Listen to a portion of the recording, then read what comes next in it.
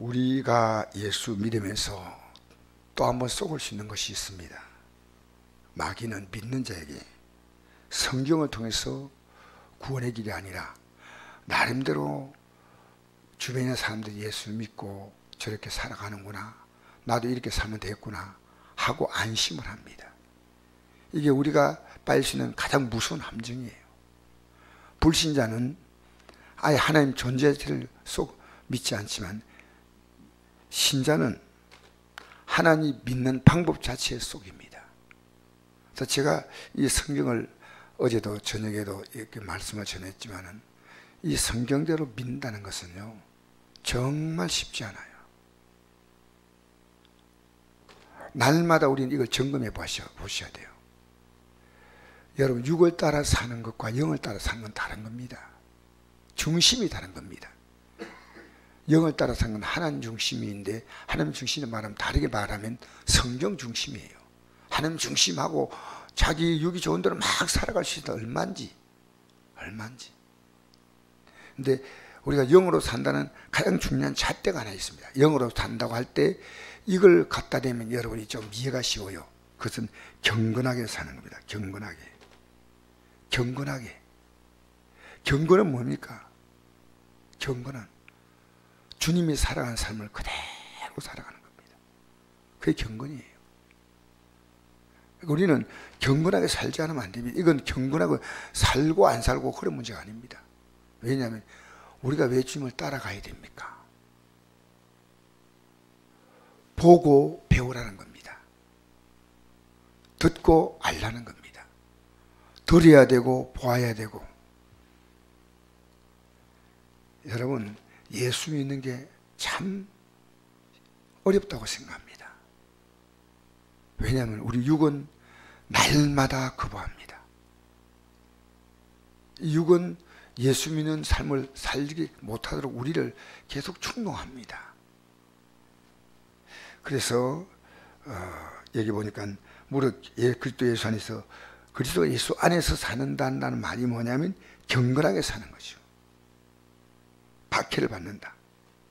그러니까 우리는 경건에 이르기를 연습하라 했지 않습니까? 디모데전서 4장에 경건에 이르기를 계속 훈련해야 돼. 계속. 누가복음 9장 23절을 보니까 또 무리에게 이르시되 아무리 나를 따라오거든 자기를 부인하고 날마다 제 십자가 지고 나를 따를 것이다. 여러분이 원하지 않는 그 삶이 경건입니다. 날마다 자기를 부인한다는 말은 반대로 말하면 날마다 주님을 인정하는 겁니다. 날마다 하나님 말씀을 인정하는 겁니다.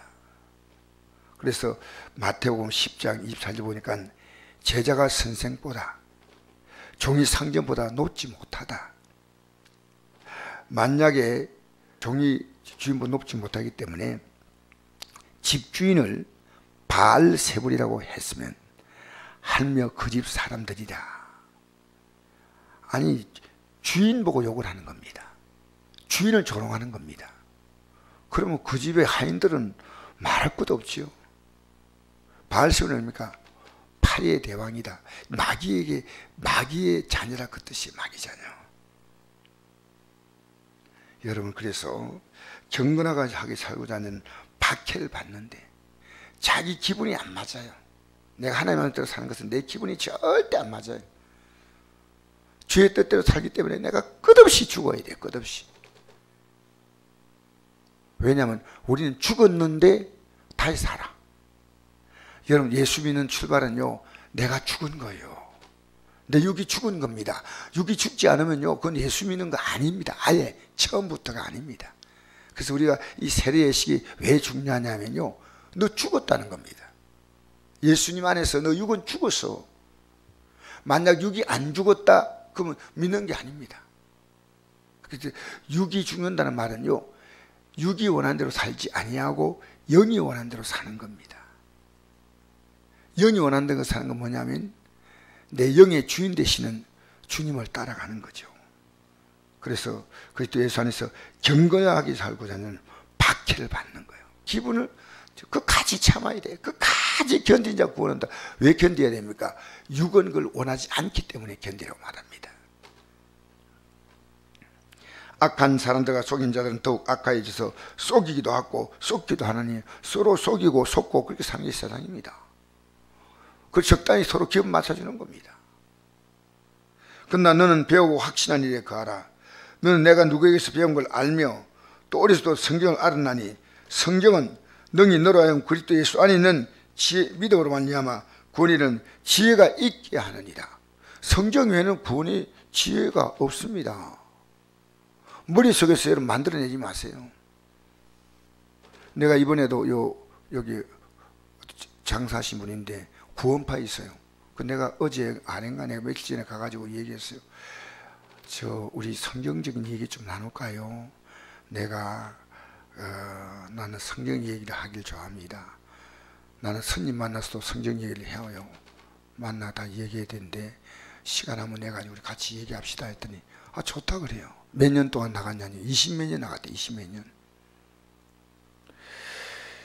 여러분 정말 성경대로 나가버리면요 그들은 금방 막혀버려요.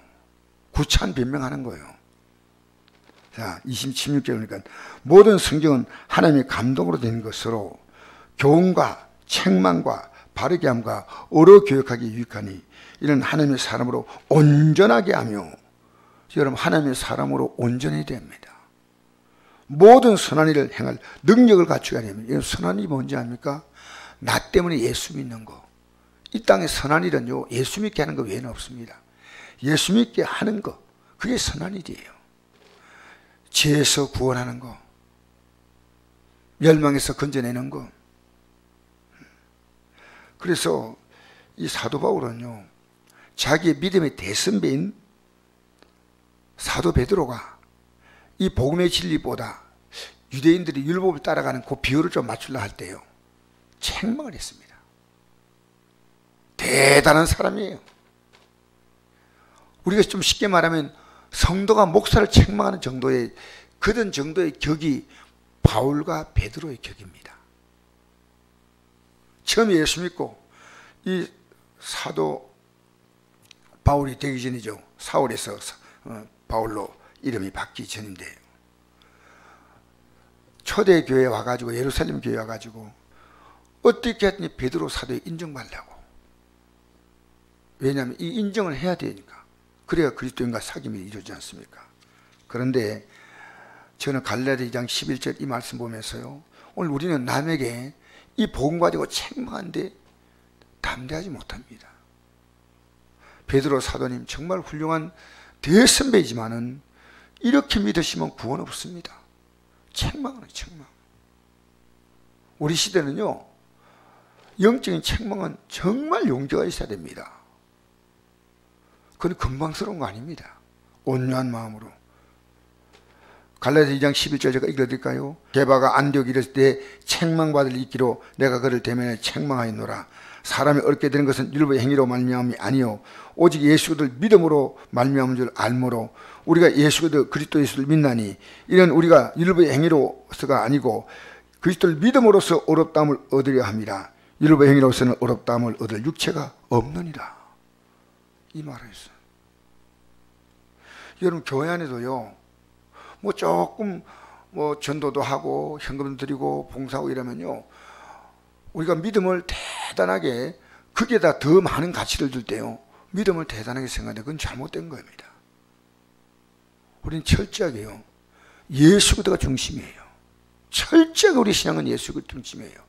여러분 교회 안에 이런 분위기 없는지 압니까? 있어요. 절대 없어야 돼요.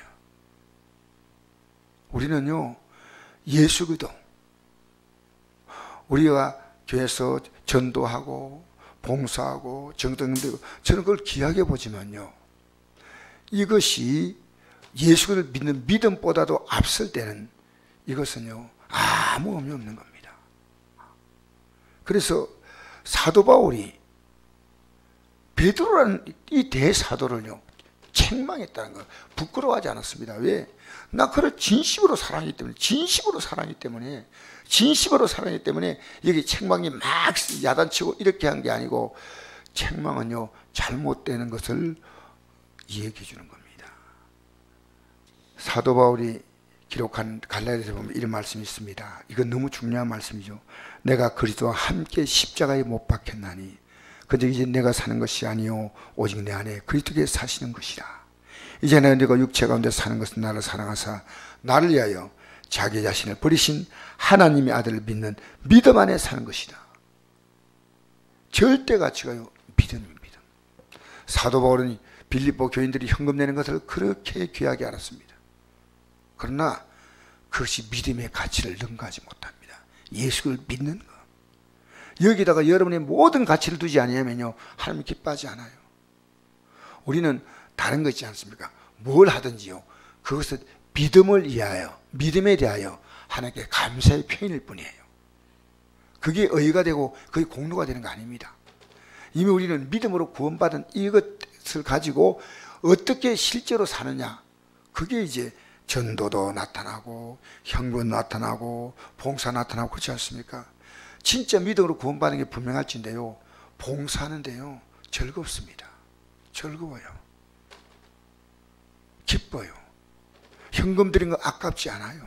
할 수 있는 대로 최선을 다하려고 합니다. 전도 하게 됩니다. 이게 하나님 나라 법칙이에요. 전도는 뭐냐? 우리가 선택할 수 있는 게 아니에요. 전도하시는 분들이요 아파트 새로 들어오면요 이사짐까지 날라주는 거예요.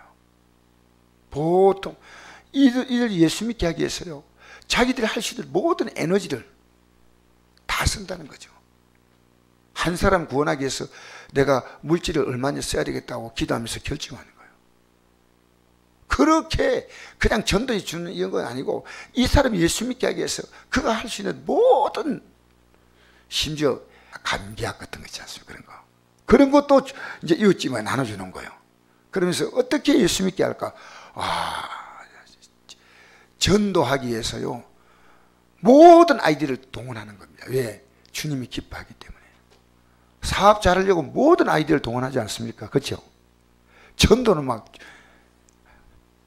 내가 주는 것이 고맙다고 생각하고 무조건 받아라 그게 아니고 어떻게 이 복음을 전할까? 굉장한 지혜가 필요해요. 경건하게 사는 건 뭔지 압니까? 구원받은 자의 삶이에요. 경건하게 사는 게 뭔지 압니까? 성경이 구원에 이른 지기 때문에 성경대로 사는 겁니다. 그래서 우리가 전해야 되고 내가 참아야 되고 내가 견뎌야 되고 이게 다 경건이에요. 경건.